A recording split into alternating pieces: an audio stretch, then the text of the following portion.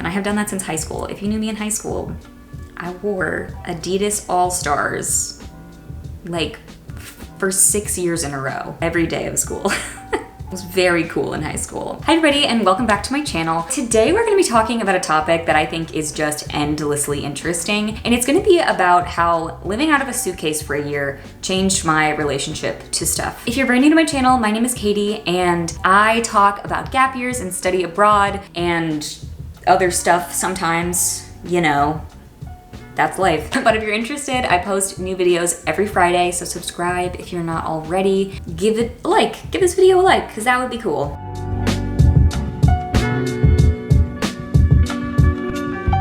As many of you guys know, last year I went to go study abroad at the University of Edinburgh in Scotland.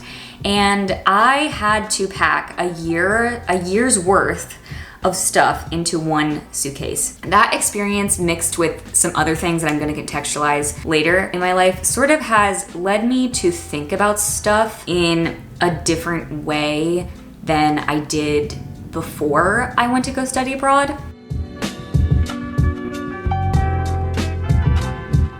So we're gonna start with the basics. What is stuff and why is it important to you? This was a thought exercise that they had us do in my marketing class, is to try to count how many products you use within 15 minutes of you waking up. So if you think about it, it's the clothes you're wearing. Literally down to like, what kind of socks are you wearing? The mattress that you're sleeping on, the pillow that you're sleeping on, the sheets, your comforter, maybe what type of coffee you buy, maybe the first app that you swipe on, like right when you wake up. Are you checking your email? Why are you checking that particular brand of email? You know, I don't know, there's just so many little bits of branding that we interact with in our daily life. The concept of your ideal self is the first thing we're going to talk about. Your ideal self is the way that you want to be seen and the way that you want other people to see you. This is also called like the looking glass self. And we portray this by the things that we buy, the things we consume, the things we do, the people we associate with. In our modern times, it's, you know, our Instagram profile or, you know, I guess like Facebook or whatever else you use. It's all of these little markers of your personality that are integrated into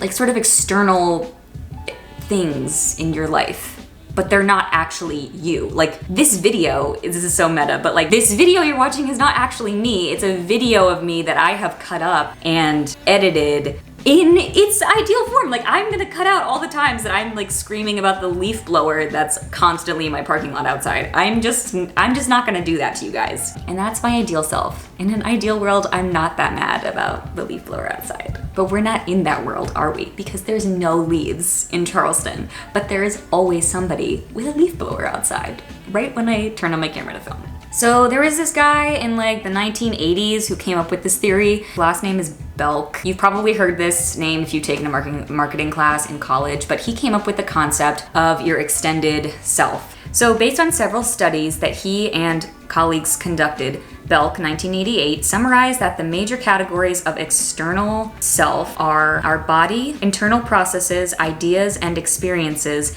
and those persons, places, and things to which one feels attached. Of these categories, the last three appear to be the most clearly extended. So that would be persons, places, and things. And basically the article goes on to talk about this concept in the digital space and how, and I could like talk about this in another video because I think that's super interesting, but it's basically talking about how because of our digital world, we can sort of throw ourselves into these new versions of our extended self that's more like dematerialized. How that's kind of like affecting the way that we interact with stuff online and how marketers can target us to like play around with those like sort of like dematerialized versions of our extended self because it's not like a physical, tangible product, if that makes any sense. I don't know if this is gonna make any sense. I hope that this makes sense. So the third thing I'm gonna be talking about is social comparison theory. And this states that we describe and evaluate ourselves in terms of how we compare to other people. Social comparisons are based on two dimensions: superiority, inferiority, and similarity and difference. In terms of superiority and inferiority, we evaluate characteristics like attractiveness, intelligence, athletic ability, and so on. For example, you may judge yourself to be more intelligent than your brother or less athletic than your best friend, and these judgments are incorporated into your self-concept. This process of comparison and evaluation isn't necessarily a bad thing, but it can have negative consequences if our reference group isn't appropriate. So I think that last line is so interesting. If our reference group isn't appropriate. Meaning that because we are now in a digital age, we are comparing ourselves to people that we don't know physically in person. So it used to be, let's say in like the 1950s, you would go to your little friend group or whatever in your neighborhood, and those were the people that you interacted with. Those were the people that you knew how to compare yourself to them. We are comparing ourselves to the dematerialized version, right, of other people's idealized self. But boiling it down, we just have more options to compare ourselves with. So now we're not comparing ourselves to our next door neighbor who has from a similar socioeconomic standpoint from us. Now we are comparing ourselves to the rich and famous, which is not helpful because that's not what normal people experience. I swear to God, I'm gonna get to the part where I talk about moving abroad at some point.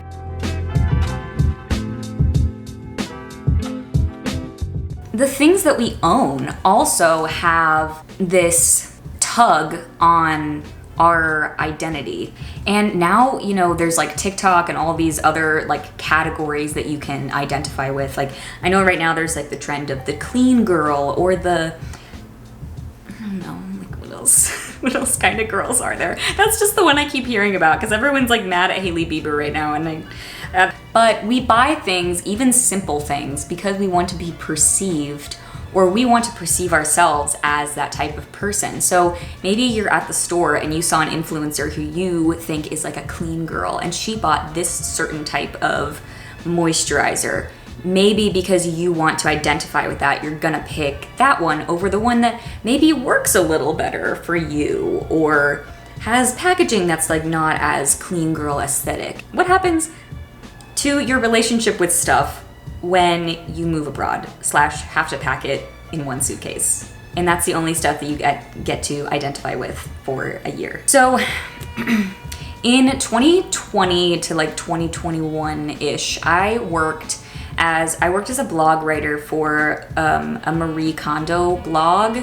And I didn't really know much about Marie Kondo before I took on this job, but I read a lot about her theories, and I also got really into the minimalists. If you guys have ever listened to this podcast, they also have a documentary on Netflix that I think is really, really interesting. I think that those are perspectives that are worth exploring. I'm not saying one is right or wrong, but I think that they're just really interesting ideas. During the time that I was working as a Marie Kondo blog writer, I also moved. I moved 3 times with my family. We moved out of our childhood home, then to a different place, then to the place that we finally ended up living. If you never moved before, you realize how much stuff you collect in a lifetime or in a childhood. Moving from your childhood home, you just realize how much stuff is just sitting around that you don't use anymore, but you have just collected from living your life. But so Marie Kondo has this method of organizing where basically you pull everything out of the space. So she does this with closets or a bookshelf. I'm gonna use the example of a bookshelf. So when you're walking past your bookshelf every day, you are not often looking at every single book. The bookshelf eventually just becomes one thing that you walk past. But if you pull everything off, you will have an individual relationship with every single product that is on the shelf. So it's much easier when you're organizing or trying to get rid of stuff to pull it all off, because it almost makes it easier to actually see what you own versus just seeing bookshelf, Those experiences, reading and writing about Marie Kondo and kind of being interested in minimalism, and then also moving abroad was really kind of the culmination of my personal relationship to stuff. I am not a minimalist. Let me just first say that. Look around, I have stuff everywhere. Living out of a suitcase forces you to notice and choose things that you interact with the most. So this mostly had to do with my wardrobe when it comes to like packing. So I think it really made me evaluate what clothes that I actually wear most often, what styles I wear, what clothes make me feel the best versus, you know, what's trendy or what's cool. I don't know that I'm either one of those things. It makes you notice, okay, do I actually need all of these pairs of shoes, or do I wear the same pair of shoes every single day of my life? Which I do that. I wear the same shoes every day of my life. And I have done that since high school. If you knew me in high school, I wore Adidas All-Stars like for 6 years in a row, every day of school. It was very cool in high school.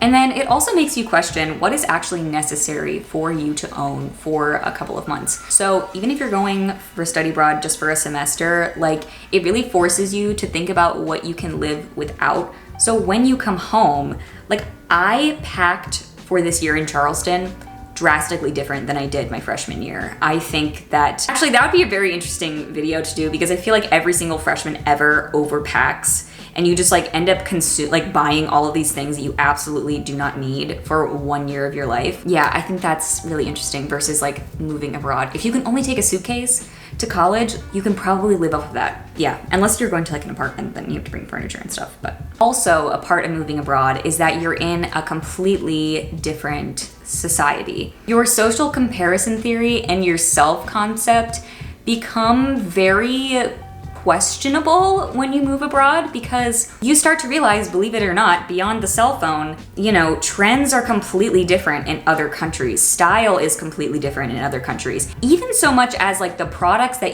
are available to you in the store are completely different. The way that I would describe this scenario is like going to the grocery store. In America, there are identities with even the grocery store that you go to and then the products that you buy within the grocery store. Like you can be a Whole Foods person, you can be a Trader Joe's person, you can be a Giant person, or like a Safeway person. It's so hard because there's like they're all named different things in America too.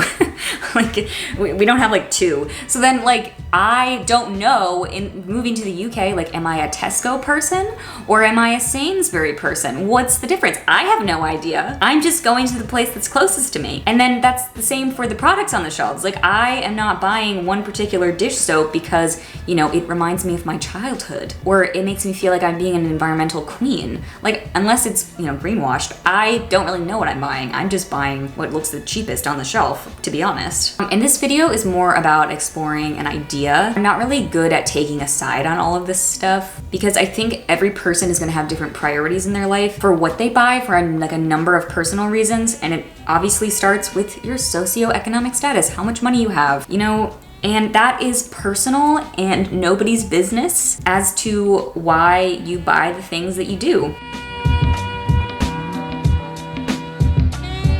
But these are some things that I sort of took away from my time moving abroad is, one, I wear the same clothes over and over again. It's basically like a uniform. I went to a uniformed school. I have found that I still get compliments on my outfits. I literally wear the same 4 things over and over and over again. But I still feel like I have style. I'm still communicating who I am through what I'm wearing. I still get to like be a little creative and express myself in the ways that I want to. But, you know, and maybe if you're like more of like a fashionista than I am, you know, having different clothes is going to be much more important to you, and that is totally valid. Number 2, coming back to the States, I integrated parts of style that are not really popular in America. So like, to give an example, I would have never worn running shoes and jeans together. That's not something that people really do in America. It's not something that I ever did. You know, if you're wearing running shoes, you're wearing athleisure with it.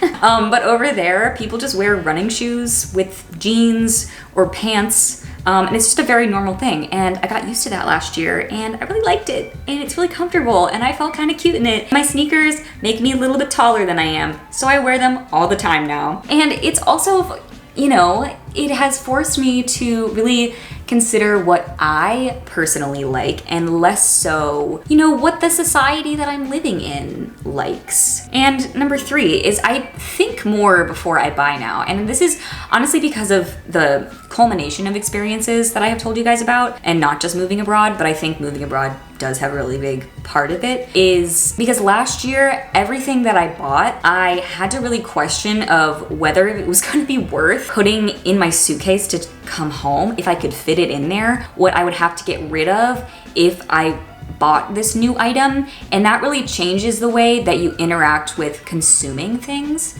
But so now, for example, I pretty much only buy items of clothing for me personally that I know will last me a really long time and that are very classic, because I can't keep up with the trends. I'm already bad at that. So I think it really forced me to find my own personal style. And then also I discovered the tailor. And Tan France from Queer Eye always recommends this, and I think that is the #1 tip. I have found that I wear pieces of clothes that fit me the best way more often. Even if I have access to a closet full of stuff, I always wear it. Like, there was things that I took abroad in my suitcase last year that I never wore because I didn't like the way that they sat on my body. Okay, like I have this jacket in my closet, right?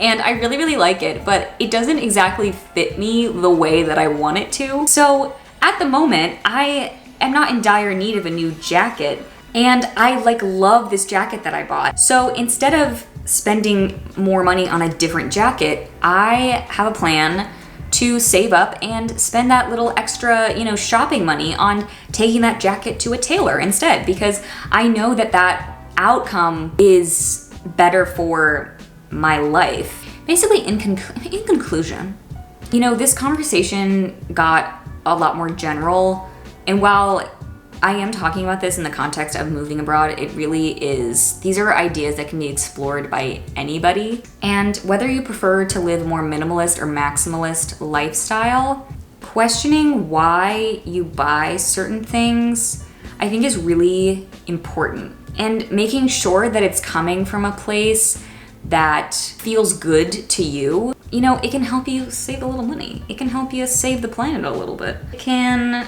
also the fast fashion industry is really bad for the environment. However, you can watch there's so many videos about this that I think are so interesting, looking into the fast fashion debate, and it really depends more on your economic position, because some people can afford to buy clothes that can last longer versus not. So that's a whole different conversation that I'm not getting into. But this kind of video is a bit new to me, really unpacking one particular subject. I want to do another one of these videos talking about other aspects of identity and the self when traveling. And somebody actually asked about that and inspired that video from the last Q&A that I did. But yeah, leave your comments if you liked this video. It's a new form. I think it's going to be longer than most of my regular videos. Leave your experiences down below. How did living out of a suitcase change the way that you interact with stuff? And I'm not saying everything I do now is different, but I definitely think much more now than I did before about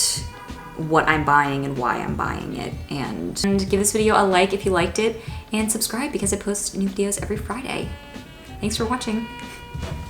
Ba ba da ba ba ba ba ba ba ba.